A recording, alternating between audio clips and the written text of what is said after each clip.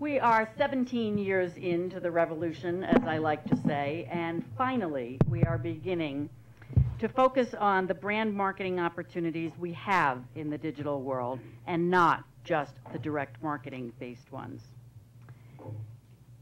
I think of advertising as the art and science of persuasion and participation. There is no doubt that we have become masters of direct marketing in digital. In my opinion, it's not nearly as difficult to be successful as a direct marketer as it is a brand marketer. In other words, I think math is easier and certainly more precise than art.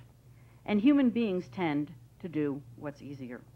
To create and to tell great stories, to create advertising that makes people feel something, to experience emotion, to create desire and brand favorability, to encourage trial, that is art, and that has been challenging to all of us in this new and ever-evolving media environment. Bringing more brand dollars online will be a significant driver of closing the gap between how consumers spend their time and how marketers spend their money. We all have been driving toward that, but it's not been easy. We faced a number of barriers beyond the challenges of creativity. They include widespread obsession with technology as the end game, when technology is, for our world, the enabler and the facilitator. In other words, technology is not the business we are in. It is very helpful to our industry now, but we are in the business of selling goods and services to consumers. We've been equally obsessed with the math and science of it all, and that conversation and focus has been at the expense of creating advertising for digital platforms that accomplish brand marketing objectives. We have not put enough focus and resources behind understanding how to leverage the technological advances at our disposal to create compelling brand messaging. In addition to the algorithmic obsession and euphoria and the concentration on back-end technologies and precision measurement for performance advertising, the rise of online ad networks and exchanges, demand-side platforms, supply-side platforms, precision targeting, and data have all contributed significantly to the brand challenge. Who can get a word in edgewise? The voice of the brand marketer has been, up until quite recently, reduced to a whisper, and an interest in digging deep into the opportunities for brand building inherent in the digital environment took an industry-wide backseat all these years to precisely measuring what we can obviously and easily quantify. As a result, we neglected to develop metrics to measure brand impact in this space. We neglected to create metrics that take into account our unique attributes, certainly those around engagement. And we neglected to find a common currency across all media platforms to help marketers and their agencies to be able to compare media on an apples-to-apples basis to assist in their planning and buying. In the IAB Mexico survey that Bianca just highlighted for you and that many of you participated in, you expressed your concern about measurement issues, and you are right. It has been one of the most significant barriers to growth for digital brand advertising. At last, there is good news here in a very important initiative called Making Measurement Make Sense.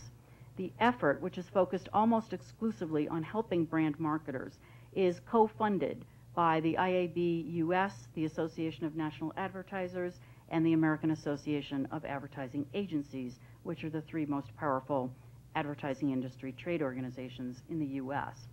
When I was here in July, I talked to many of you about this effort, so I don't want to go into too much detail. But for those of you who are unaware of it, the project's three goals are, number one, to define transparent, standardized, and consistent metrics and measurement systems to simplify the planning, buying, and selling of digital media in a cross-platform world. Second, to drive industry consensus around the solutions. No mean feat, as you might imagine, but we're going to do it. Number three, to establish a measurement governance model to support ongoing standards development, ensure compliance, and manage change in this rapidly evolving media climate. I'm happy to talk more about this with you later, but it is a significant step in giving brand marketing its due. Other concerns you expressed in the survey are also right on. As an industry, we have not spent enough time and money educating brand marketers. Many of you came down very hard on your agency's lack of understanding, commitment, and assistance here. Education and sharing are clearly critical if we are to extract and enjoy the value we can derive from smart brand marketing. You mentioned a need to understand how to commercially message within a social environment. Very few of us have done a good job at that either. Think about this, the $4.2 billion that Facebook will earn in advertising this year. How good is that advertising and how compelling is it? Does the consumer even acknowledge it? Is it working for brand marketers? The reality is that with 800 million unique users, marketers will follow the eyeballs, as we say. But we're spending precious resources without knowing much at all about how to participate in the conversation. It is almost certain that standard advertising will not work in a social environment. But what will? Clearly, we need to know because our consumers live there. To play in the big brand leagues, we all need to remind ourselves that the beauty of interactive platforms is that we are an and opportunity. We have the unique and inherent ability to create desire for products and services, and we can sell them.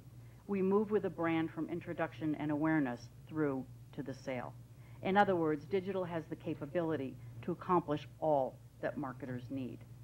It is incumbent upon all of us, marketers, agencies, publishers, to push forward brand marketers' needs and opportunities and continually share what we know and learn about how brand marketing can enjoy great success in our media world. We're trying to do our best at MediaLink. We work with many of the largest marketers in the world, helping them to write their organizational structure, to find the right digital talent. We help them understand best practices in the space, and we constantly introduce them to new ideas, new companies, to help invigorate them and keep them current and smart about their many, many opportunities in this space. So to get into it now with more specifics, it's my pleasure to introduce my colleague, Bernard Glock.